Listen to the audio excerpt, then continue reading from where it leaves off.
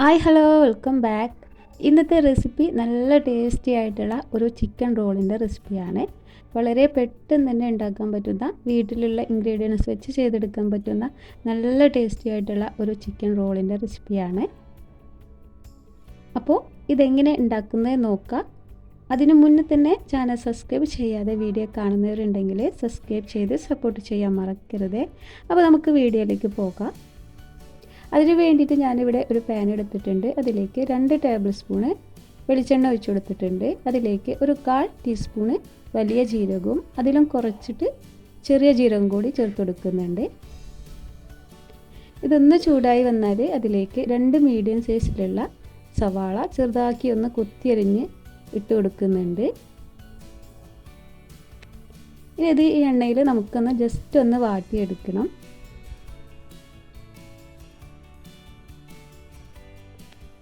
ഒരു മിനിറ്റ് നേരം മാത്രം ഒന്ന് വാട്ടിയെടുത്താൽ മാത്രം മതി. ഇപ്പോൾ ആ ചെറിയ രീതിയിലൊന്ന് വാടി വന്നിട്ടുണ്ട്. ഈ സമയത്ത് ഞാനിതിലേക്ക് 1 ടീസ്പൂണ് ഇഞ്ചി വെളുത്തുള്ളി പേസ്റ്റും കൂടെ ചേർത്ത് കൊടുക്കുന്നുണ്ട്. ഇതിൻ്റെ പച്ചമണം മാറുന്നത് വരെ ഒന്ന് വഴറ്റി കൊടുക്കാം.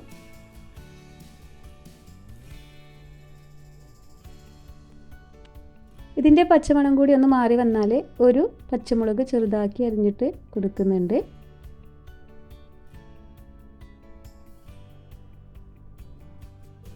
പിന്നെ ഇതിലേക്ക് കുറച്ച് കറിവേപ്പിലയും കൂടി ചെറുതാക്കി അരിഞ്ഞിട്ട് അതും കൂടെ ഒന്ന് ചേർത്ത് കൊടുക്കുന്നുണ്ട്. അപ്പോൾ ഇതിവിടെ വാടി വന്നിട്ടുണ്ട്. ഇനി ഇതിലേക്കുള്ള മസാലപ്പൊടികൾ ചേർത്ത് കൊടുക്കുക.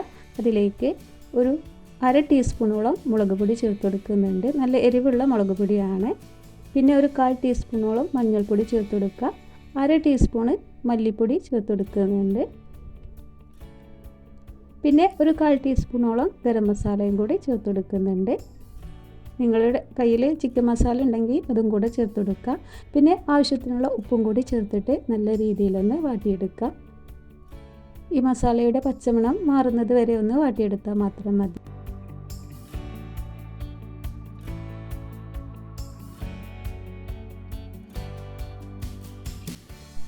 ഇപ്പോൾ മസാലയുടെ പച്ചമണക്ക് മാറി വന്നിട്ടുണ്ട്. ഇനി ഞാൻ ഈ സമയത്ത് ഇതിലേക്ക് ഒരു 1/4 കപ്പ് ക്യാബേജ് ചെറുതാക്കി അരിഞ്ഞിട്ട് അതും കൂടി ചേർത്ത് കൊടുക്കുന്നുണ്ട്. ഇത് ഉണ്ടെന്നുണ്ടെങ്കിൽ മാത്രം ചേർത്ത് കൊടുത്താൽ മതി. അതോടൊപ്പം തന്നെ ഇതിൻ്റെ കൂടെ ക്യാരറ്റ് ഉണ്ടെങ്കിൽ ചെറുതാക്കി ഒന്ന് ഗ്രേറ്റ് ചെയ്തിട്ട് ചേർത്ത് കൊടുത്താലും നല്ല ടേസ്റ്റാണ്. ഉണ്ടെന്നുണ്ടെങ്കിൽ മാത്രം ചേർത്ത് കൊടുത്താൽ മതി. ഇനി ഇതിലേക്ക് ഞാനിവിടെ എല്ലില്ലാത്ത ചിക്കൻ്റെ കഷ്ണം എടുത്തിട്ട് കുക്കറിലിട്ടിട്ട് മഞ്ഞളും ഉപ്പും ഇട്ടിട്ട് വേവിച്ച് മിക്സിയുടെ ജാറിലിട്ടിട്ട് ജസ്റ്റ് ഒന്ന് കറക്കി എടുത്തിട്ടുള്ളതാണ്. അതും കൂടി ഇതിലേക്കൊന്ന് ചേർത്ത് കൊടുക്കുന്നുണ്ട്.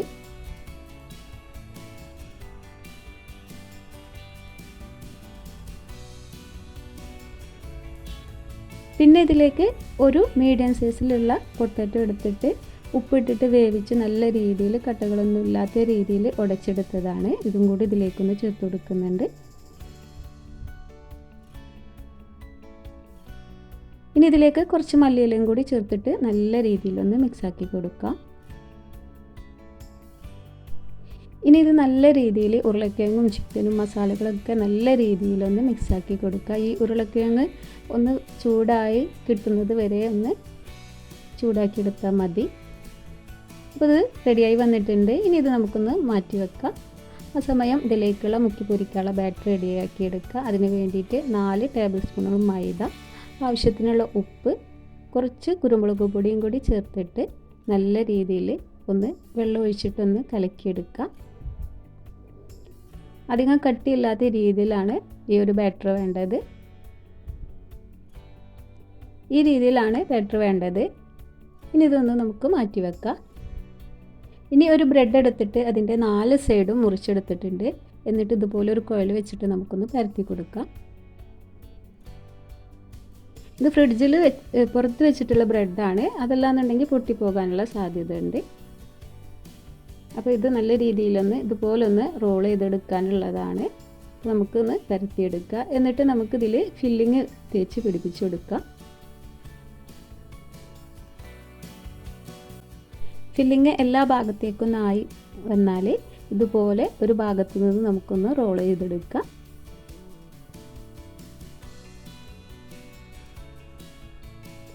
അപ്പോൾ ഇതാ ഇതുപോലൊന്ന് എല്ലാ ഭാഗവും നല്ല രീതിയിൽ തന്നെ ഒന്ന് ഒട്ടിച്ചു കൊടുക്കുക. ഫില്ലിങ് അധികമായിട്ട് കട്ടിയിലായിട്ട് തേച്ച് കൊടുക്കാനായിട്ട് നിൽക്കരുത്. ഇങ്ങനെ ആകുമ്പോൾ ബ്രെഡ് പെട്ടെന്ന് തന്നെ പൊട്ടിപ്പോകാനുള്ള ചാൻസ് ഉണ്ട്. അപ്പോൾ ഇതാ ഇതുപോലെ എല്ലാ ഭാഗത്തും നല്ല രീതിയിലൊന്ന് ഒട്ടിച്ചു കൊടുക്കുക.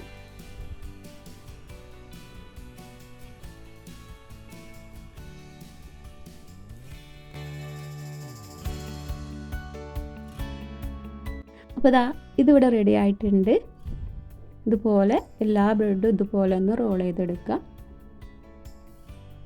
എന്നിട്ട് ഈ ബാറ്ററിലൊന്ന് നല്ല രീതിയിലൊന്ന് എല്ലാ ഭാഗത്തേക്കും ബാറ്റർ ആകുന്ന രീതിയിലൊന്ന് മുക്കി കൊടുക്കണം. എന്നിട്ട് ബ്രെഡ് ക്രംസിൽ ഇട്ടിട്ട് നമുക്കിതൊന്ന് റോൾ ചെയ്തെടുക്കാം.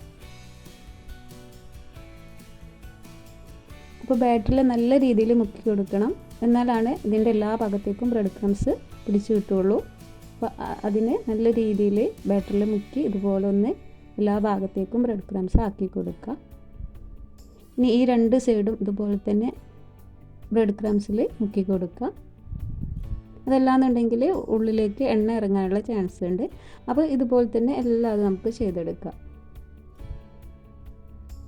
അപ്പോൾ എല്ലാതും ഞാൻ ഇവിടെ ഇതേ രീതിയിൽ ചെയ്തെടുത്തിട്ടുണ്ട്. ഇനി നമുക്കിത് ഫ്രൈ ചെയ്തെടുക്കാം. ഇതിനായിട്ട് ഒരു ചട്ടിയിലേക്ക് എണ്ണ ഒഴിച്ച് കൊടുത്തിട്ട് അതൊന്ന് ചൂടായി വന്നാൽ മീഡിയം ഫ്ലെയിമിലാക്കി വെച്ചിട്ട് ഇത് ഓരോന്നും ഇതിലേക്ക് ചേർത്തിട്ട് ഫ്രൈ ചെയ്തെടുക്കുക.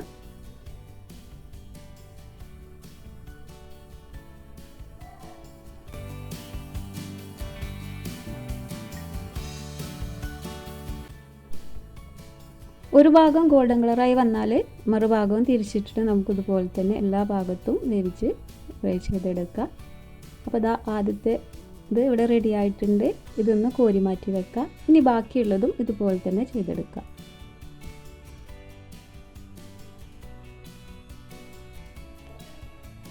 അപ്പോൾ ബാക്കിയുള്ളതും ഞാൻ ഇതുപോലെ തന്നെ ചെയ്തെടുത്തിട്ടുണ്ട്. രണ്ട് ഭാഗവും ഗോൾഡൻ കളറായി വന്നാൽ ഇതുപോലെ തന്നെ പെട്ടെന്ന് തന്നെ നമുക്ക് എണ്ണയിൽ നിന്ന് കോരി മാറ്റി വെക്കാം.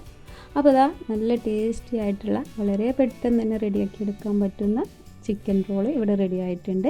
ബ്രെഡും ചിക്കനും വെച്ചിട്ട് നമ്മുടെ വീട്ടിൽ തന്നെ നമുക്ക് ഈസി ആയിട്ട് നല്ല ടേസ്റ്റി ആയിട്ടുള്ള ചിക്കൻ റോള് റെഡിയാക്കി എടുക്കാനായിട്ട് പറ്റും. അപ്പോൾ നിങ്ങളെല്ലാവരും ഇതേ രീതിയിലൊന്ന് ട്രൈ ചെയ്ത് നോക്കുക. ഉരുളക്കിഴങ്ങും ചിക്കനൊക്കെ വെച്ചിട്ടുള്ള ഫില്ലിങ്ങോട് കൂടിയിട്ട് എന്നാൽ പുറത്ത് നല്ല ക്രിസ്പി ആയിട്ട് നല്ല ടേസ്റ്റി ആയിട്ട് കഴിക്കാൻ പറ്റുന്ന ഒരു ചിക്കൻ റോളിൻ്റെ റെസിപ്പിയാണിത്. നിങ്ങളെല്ലാവരും ഒരു തവണ ഇതേ രീതിയിലൊന്ന് ട്രൈ ചെയ്ത് നോക്കുക. ട്രൈ ചെയ്ത് നോക്കിയിട്ട് റെസിപ്പി ഇഷ്ടപ്പെട്ടാൽ താഴെ കമൻറ്റ് ചെയ്യാനും ഈ വീഡിയോ ഇഷ്ടപ്പെട്ടാൽ ലൈക്ക് ചെയ്യാനൊന്നും മറന്നു പോകരുത്. അതുപോലെ തന്നെ ചാനൽ സബ്സ്ക്രൈബ് ചെയ്യാതെ വീഡിയോ കാണുന്നവരുണ്ടെങ്കിൽ ചാനൽ സബ്സ്ക്രൈബ് ചെയ്ത് സപ്പോർട്ട് ചെയ്യാനും മറക്കരുത്. അപ്പോൾ ഇന്നത്തെ ഈ വീഡിയോ എല്ലാവർക്കും ഇഷ്ടപ്പെട്ടെന്ന് വിചാരിക്കുന്നു. പുതിയൊരു റെസിപ്പിയുമായിട്ട് വീണ്ടും കാണാം. Thank you.